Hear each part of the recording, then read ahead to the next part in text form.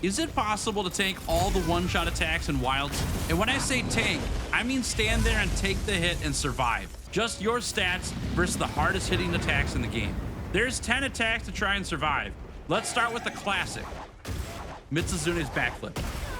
But first, let's look at the build.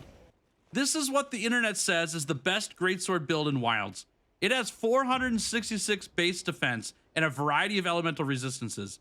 And I have two questions. Does this meta build survive the one-shot attacks on stats alone?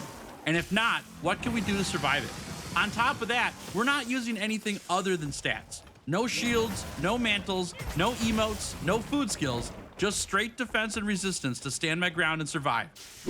9-star Mitsuzune has been around for quite a bit in Wilds now. There's been a bunch of monsters added to the game that come with great gear to equip since Mitsuzune was originally backflipping our hunters back to camp. I wasn't sure if I could survive the backflip or not, but of all the one-shot attacks on this list, this was the one I was most confident I could tank.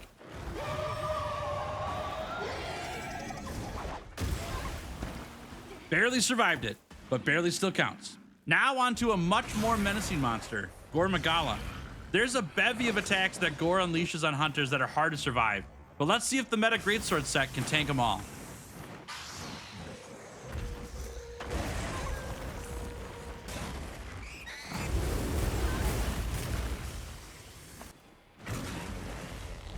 I had 466 defense against these attacks, and this last one kept me barely breathing, but 1 HP is all I need to keep hunting. Now things get really interesting. Mitsuzune and Gore Magala attacks are heavily dependent on defense to survive, but Lagiacrus carts you with a different stat. There's a few really hard-hitting attacks from Lagiacrus, but I want to see if I can survive this. Lagiacrus will do this attack after it spends enough time underwater in its lair. So I set out to get it low enough for it to go back to its lair, and along the way, I got hit by this huge attack. I had 4 thunder resistance and almost carded. This didn't leave me confident that I could survive the giant lightning nova that I was about to be facing. So I changed up my gear a bit to add thunder resistance 3 to my build and cooked up some food that would give me even more. After all this, I was left with a total of 21 thunder resistance. Would 21 be enough to tank this attack?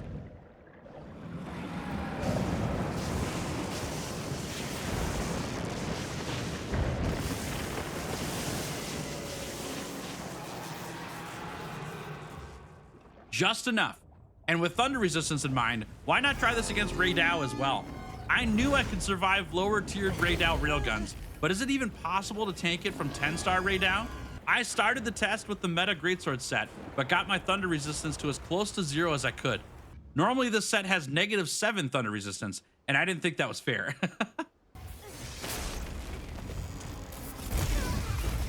Firstly, that hitbox is insane. I'm literally standing behind Ray Dow's head there and still got hit. But secondly, 1 thunder resistance isn't enough to survive. So I grabbed the same buffs I had for Lagiacrus and I gave it another shot.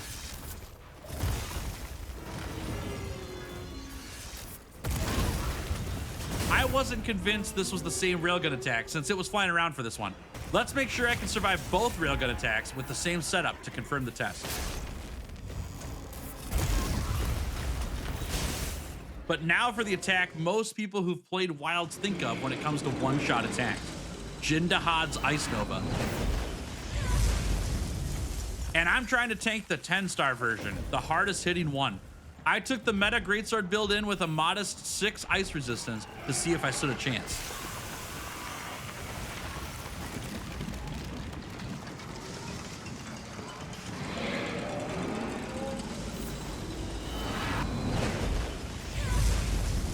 And as you probably guessed, I didn't.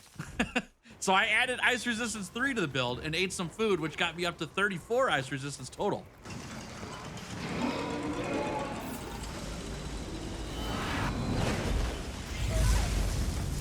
Nope, I was gonna need way more. Let me introduce you to the armor set that has the most ice resistance in the game. Yes, the Blanganga set. Each piece has 5 ice resistance on it, letting you sit at a comfy 25 when you wear the full set. On top of this, I added defense boost 7 to the build, which gives an extra +5 to all your elemental resistances, and 8 food that gave me even more. This put me at a whopping 53 ice resistance. Let's put it to the test.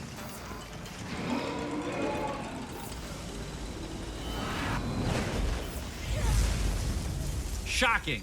But I still had one trick up my sleeve. I brought in a hunting horn that has ice resistance large on it and encored it.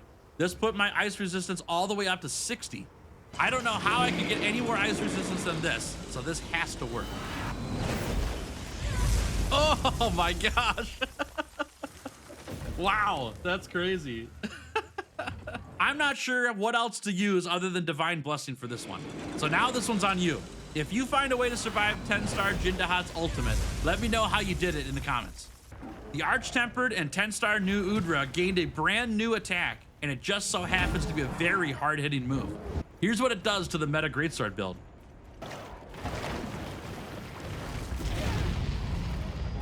So I added Fire Resistance 3 to the build, which set me to 21 Fire Resistance to see if that was enough.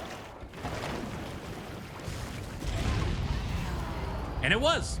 Easy peasy on that one. But this next one had me confused. I wasn't quite sure what stat I needed in order to try and tank 10-star Utduna's belly flop. It feels like it should be defense as you're being hit by the body of the fish, but it could be water resistance as there's a water shockwave after it lands. So I'll test both. First, the regular meta Greatsword set. Oh, that's a one shot. Okay. No good. And I still wasn't sure if it was defense or water resistance. So I made a quick change by adding defense boost 7 to the build, which also gives a passive +5 boost to all your resistances. Surely this would be enough. Still got me, wow. Through all that. That's the highest my defense has been, and I still couldn't tank it. It has to be water resistance. So I got as much as I could think of, which topped me off at 40. Oh, that doesn't save me either. Wow, that's crazy. But I'm not giving up on this one. There's got to be a way to tank this. It was time to bring in the big guns. Full Arch-Tempered Utduna gear, rocking high defenses and water resistance. This gear also has Lord's Soul, a skill that gives you an attack bonus and a defense debuff. And, stay with me here, you get to survive a one-shot attack one time. Now, we're not going to be using this mechanic on the armor because that's not really tanking a one-shot with pure stats. But I have to bring this up because once you survive a one-shot one time on a quest, you lose the attack buff and the defense debuff, and instead gain a defense and elemental resistances buff. Here, let me just show you. Before I cart for the first time, all the defense buffs I can find put me at 620 defense and 53 water resistance. But now I'm gonna get hit and use up the free cart from Lord's Soul. And as you can see, my defense has shot up now to 681, and my water resistance is at 56. I gained 61 defense and 3 resistance off carting. This is as much defense as I can think of, but will it be enough? Hey, that'll do it. 681, that was the mark. Not bad, not bad. There's 3 one-shot moves left to try and tank, and Arch-Tempered Arcbeld was my next target. If you've hunted any Arcbeld before, you know about this beautiful dragon explosion. It's been in the game since the start, and it hits like a truck. But it's always been easy to dodge because it's super slow. Well, that's changed with Arch-Tempered Arcbeld. Now this attack is very quick, and it still hits like a truck.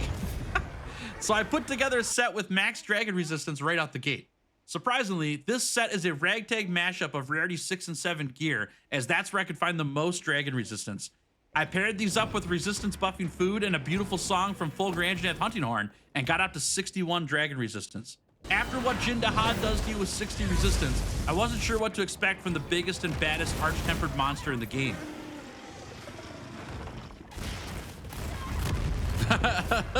If that doesn't prove it, I don't know what does. We weren't even full health for that. I couldn't believe it, so I had to try again to make sure. Man, that's not even half my health.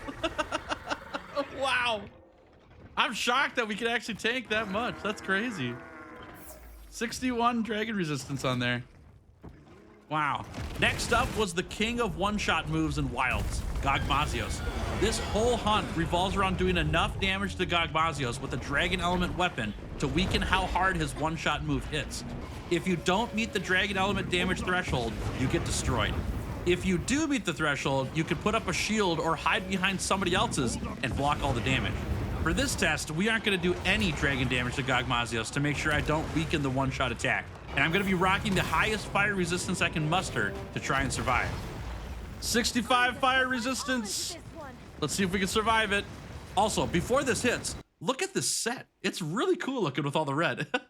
Anyways, here it goes. I'm chow and healing this entire time to make sure I have as much HP as possible before the attack hits. We'll hold our positions here. We cannot survive it at 65 fire resistance. But you might be wondering, Tails, what if it's not fire damage that carts you here? What if it's just damage and you need a high defense stat? Well, I thought the same thing. So here I am rocking the highest defense I can find. Let's see if I can survive this one. Current defense is 709. We got a little buff from Kai as well. I'm gonna play this just to make sure it stays on. Get out of there, okay. 680, we lost Kai's buff. We're at 689 defense.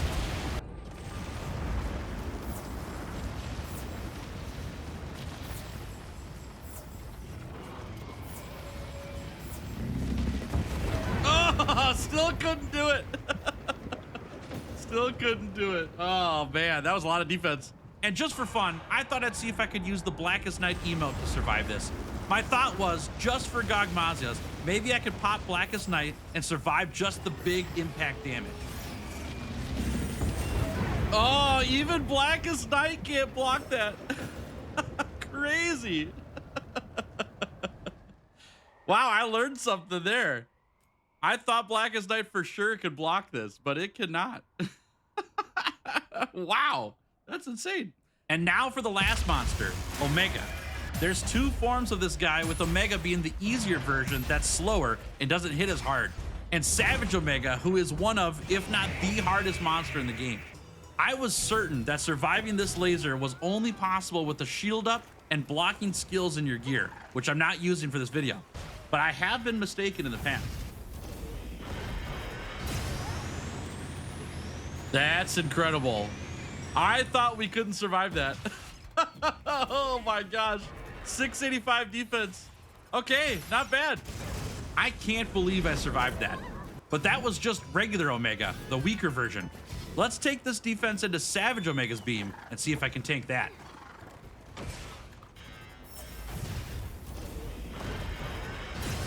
Oh, no way we survive it. That's sick. 685 on Savage Omega. Not bad. Not bad indeed.